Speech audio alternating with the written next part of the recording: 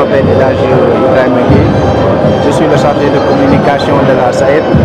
Nous sommes au Salon international de l'agriculture pour faire la promotion du riz local sénégalais, produit dans la vallée du fleuve Sénégal.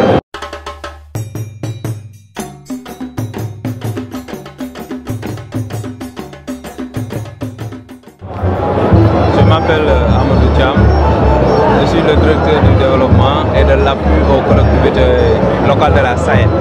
La SAED, c'est une société d'aménagement et d'exploitation des terres du delta de la vallée du fleuve Sénégal et la Falémé. C'est une société qui a pour mission de promouvoir l'agriculture irriguée dans la rive gauche. Et nous travaillons sur différents domaines d'activité. Premièrement, c'est tout ce qui est réalisation d'investissement pour le compte de l'État. L'entretien et la maintenance de ces infrastructures hydro-agricoles, la gestion de l'eau, tout ce qui est appui à la sécurisation foncière, l'appui à la mise en valeur, la mise en marché, la professionnalisation des acteurs. Notre objectif essentiel aujourd'hui, c'est surtout en ce qui concerne la riziculture, d'arriver à l'autosuffisance alimentaire en riz d'ici 2017. Et pour cela, en relation avec l'État, et tel que ça a été inscrit dans notre lettre de mission qui nous a été fixée par le gouvernement du Sénégal, nous devons, d'ici les 3 années à venir, produire, c'est pas la SAED qui produit, mais accompagner pour obtenir une production de 900 000 tonnes. 1 600 000 c'est pour le besoin au niveau national, mais les 900 000 tonnes doivent provenir de la vallée du fleuve Sénégal, ce qui va représenter les 60%. Et depuis qu'on a démarré, on est aujourd'hui dans l'évaluation de la première année d'exécution, où l'État a mis en place des moyens très importants. 19 milliards de francs CFA ont été injectés par l'État comme financement exceptionnel pour régler toutes les contraintes qui ont été identifiées, à savoir l'insuffisance des aménagements hydrauliques et la dégradation des aménagements, l'insuffisance de matériel agricole, mais aussi les problèmes de mise en marché. Les 19 milliards que l'État a mis en œuvre ont servi à aménager plus de 10 000 hectares en plus de ce qui existait et d'équiper les producteurs en tracteurs, en moissonneuses-batteuses, en batteuses, mais aussi en groupe motopompe. Et l'État, pour accompagner le programme, a procédé à l'épongement des dettes qui constituent aussi une contrainte. Et aujourd'hui, à l'évaluation de la première année, on peut dire que nous sommes sur la voie.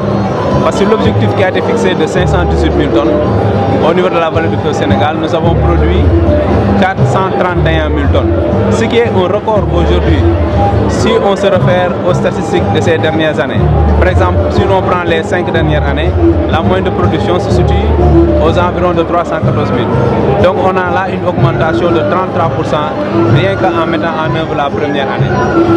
Aujourd'hui nous entamons la deuxième année, mais avec l'engagement des producteurs et l'effort continu de l'État, nous avons comme objectif de mettre en valeur en première campagne 60 000 hectares contre-saison chaude, en hivernant 60 000, ça fera 120 000 hectares pour une production de 780 000 tonnes. Et je pense que nous sommes sur la voie, d'autant plus que le produit, le riz que nous produisons est de riz de très bonne qualité et tous les problèmes liés aux contraintes de commercialisation ont été levés suite au conseil présidentiel qui s'est tenu il y a cela 2 semaines où des mesures très importantes ont été prises, à savoir allant jusqu'à arrêt de l'importation du riz entier parce que nous sommes déjà autosuffisants. On consomme 30 000 tonnes de riz entier, mais nous produisons plus de 50 000 tonnes. Mais pour le riz intermédiaire qui constitue la plus grande partie que les consommateurs utilisent, à ce niveau, nous sommes à un niveau de satisfaction de 33%. Et aujourd'hui, l'État du Sénégal a pris des mesures salutaires, à savoir un quota d'importation. C'est-à-dire l'importateur qui va prendre du riz au niveau à partir de l'extérieur va être autorisé sur la base d'un quota sur le riz produits localement. Ça, c'est des mesures de sécurité parce qu'on n'est pas encore autosuffisant en riz brisé et intermédiaire. Il va falloir donc progressivement que ces mesures-là soient prises. Mais à terme, en 2017, si on produit 1,080 000 tonnes de riz blanc, en ce moment, on pourra arrêter toute l'importation de riz et être suffisant. Et ça leur permettra d'avoir des rentrées de devises de plus de 300 milliards pour le peuple sénégalais.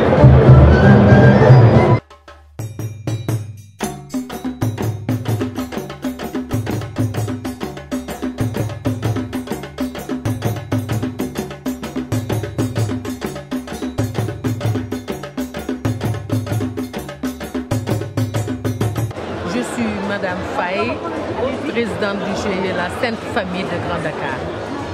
Alors nous faisons la transformation en fruits, légumes et céréales.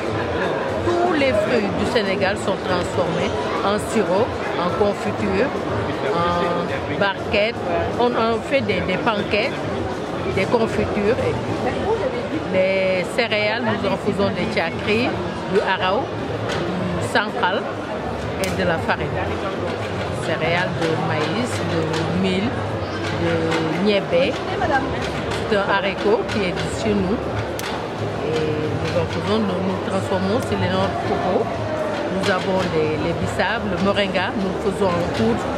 Oui, le moringa, nous faisons nature comme ça ou bien en poudre. Et c'est très bon parce que ça vient d'un arbre qu'on appelle le nevedaï. C'est un arbre qui ne meurt jamais.